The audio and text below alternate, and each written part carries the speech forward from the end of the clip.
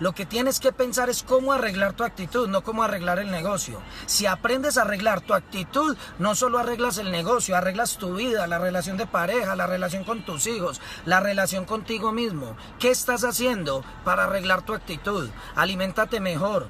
Haz deporte, despiértate temprano, ve a la peluquería, vístete bien, no digas groserías, ora, conéctate con Dios, saluda, sonríe, sé feliz, siéntete seguro, seguro de ti mismo, feliz contigo mismo, y te garantizo que en ese momento tu actitud se va a disparar, te vas a poner derecho, vas a hablar duro, vas a caminar rápido y todo el mundo va a ver que ahí va un ganador. En ese momento te vas a hacer digno de ser seguido.